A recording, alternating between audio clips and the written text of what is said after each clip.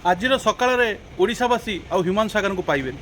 ହ୍ୟୁମାନ ସାଗର ଦୁନିଆ ଛାଡ଼ି କାଲି ରାତିରେ ଆମମାନଙ୍କୁ ପର କରି ସମସ୍ତଙ୍କ ଜଞ୍ଜାଳରୁ ମୁକ୍ତ ହୋଇ ପଳାଇଛନ୍ତି। କାଲି ଯେତେ ତାଙ୍କ ଭିଡ଼ିଓ ଦେଖିଲି, ଅନ୍ୟମାନଙ୍କର ଭିଡ଼ିଓ ଦେଖିଲି, ସମସ୍ତଙ୍କର ମତ ତାଙ୍କ ପାଇଁ ବହୁତ ଅଲଗା ହୋଇଥାଇପାରେ। ହ୍ୟୁମାନ ସାଗର ଗଳିକନ୍ଦିରେ ସମସ୍ତଙ୍କ ପାଇଁ ପରିଚିତ, ସମସ୍ତଙ୍କର ନିଜର ଥିଲେ, କିନ୍ତୁ ସେ ତାଙ୍କ ଜୀବନରେ ଏତେ ଦୁଃଖରେ ଥିଲେ, ଏତେ ଯନ୍ତ୍ରଣାରେ ଥିଲେ, ଏତେ ଦୁଃଖ ଯନ୍ତ୍ରଣା ଭିତରେ ସେ ନିଜକୁ ଜଳି ଜଳି ପ୍ରତିଦିନ ମରୁଥିଲେ। ସେଇଟା ମୁଁ କାଲି ହିଁ ଜାଣିବା ପାଇଁ ପାଇଲି। ମୁଁ କହିବି ଭାଇ, ତୁମେ ଶାନ୍ତିରେ ମରିଛ, ଭଲ କରିଛ। ସମସ୍ତଙ୍କ ଦୁଃଖ ଯନ୍ତ୍ରଣା ତୁମେ ଦୂରେଇ ଯାଇଛ, ଭଲରେ ଅଛ, ଶାନ୍ତିରେ ଶୋଇଯାଇଛ। ଏତେ ଦୁଃଖ ଯନ୍ତ୍ରଣା କଷ୍ଟ ପାଇ ପାଇ ନିଜକୁ ଜଳେଇ ଜଳେଇ ମଦକୁ ସାଥୀ କରି ଲାଷ୍ଟକୁ ତୁମେ ସମସ୍ତଙ୍କୁ ପର କରି ପଳେଇଲ। କମ୍ ସେ କମ୍ ଦୁଃଖ ଲାଗୁଛି ଏଇଆ ଯେ 35 ବର୍ଷର ଗୋଟେ ନବଯୁବକ ଯିଏକି ଓଡ଼ିଶାର ଭବିଷ୍ୟତ ଥିଲା, ଭବିଷ୍ୟତ ହେଇପାରିଥାନ୍ତା, ସିଏ ଆଜି ଆମ ଗହଣରେ ନାହିଁ।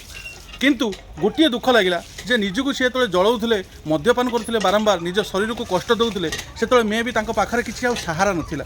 ସବୁ ସାହାରାକୁ ଛାଡ଼ି ସେ ମଦକୁ ଆଶା କରିଥିଲେ, ଯେଉଁ ମଦ ତାକୁ ଜଳେଇ ଜଳେଇ ଭିତରୁ ଭିତରୁ ମାରିଦେଲା।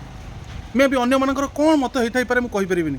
ଆଜି ଦିନଟି ନୁହେଁ, ଆଜିଠୁ ଯେତେ ଦିନ ପର୍ଯ୍ୟନ୍ତ ଆମେ ବଞ୍ଚିଥିବୁ, ହ୍ୟୁମାନ ସାଗର ଆମ ହୃଦୟରେ ରହିବେ, ସବୁବେଳେ ରହିବେ। ପ୍ରତିଟି ଗୀତ, ପ୍ରତିଟି ସ୍ୱର, ପ୍ରତିଟି ଓଡ଼ିଶାର ଲୋକ ତାଙ୍କୁ ସବୁବେଳେ ମନେ ପକାଉଥିବେ। ଗୋଟେ କଥା ଭାବିକି ଦେଖନ୍ତୁ, ଦୁନିଆରେ ବହୁତ ଲୋକ ଆସନ୍ତି, ବହୁତ ଲୋକ ଚାଲିଯାଆନ୍ତି, କିନ୍ତୁ ସିଏ ତାଙ୍କର ଅଳ୍ପ ବୟସ ସୀମିତ ସମୟ ଭିତରେ ଯେତେ ସଂସାଧନ, ଯେତେ ମାନେ ସିଏ ସୁନାମ ଅର୍ଜନ କରିଥିଲେ ନା, ଓଡ଼ିଶାର ବିରଳ। ସେ ଯେବେ ଇଣ୍ଡଷ୍ଟ୍ରିକୁ ଆସିଥିଲେ ତା ପୂର୍ବରୁ ଇଣ୍ଡଷ୍ଟ୍ରି କେବଳ ବଲିଉଡ଼ର ଲୋକମାନେ ରାଜୁତି କରୁଥିଲେ। ହ୍ୟୁମାନ ସାଗର ଆସିଲା ପରେ ଟ୍ରେଣ୍ଡ ଚେଞ୍ଜ ହେଲା। ହ୍ୟୁମାନ ସାଗର ଏକକାଳୀନ ଏକାକୀ ସମ୍ରାଟ ଓଡ଼ିଶା ମ୍ୟୁଜିକ୍ ଇଣ୍ଡଷ୍ଟ୍ରି ରାଜୁତି କରୁଥିଲେ। ଆଜି ଆମ ଗହଣରେ ନାହାନ୍ତି, ବହୁତ ଲୋକ ବହୁତ କଥା କହିବେ।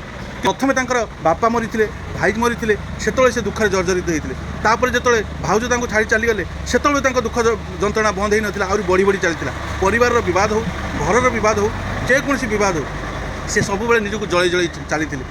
ଆଜି ସେ ଡାକ, ଆଜି ସେ ସ୍ୱର ଆମେ ଆଉ ଶୁଣିବାନି। ସେଇଥିପାଇଁ ବହୁତ ଦୁଃଖ ଲାଗୁଛି। ଆଉ ମୁଁ ଏତିକି ପ୍ରାର୍ଥନା କରୁଛି, ଭାଇ ତୁମେ ଯେଉଁଠି ରୁହ, ଭଲ ରୁହ, ଜଗନ୍ନାଥ ତୁମକୁ ଶାନ୍ତିରେ ରଖନ୍ତୁ। ଜୟ ଜଗନ୍ନାଥ।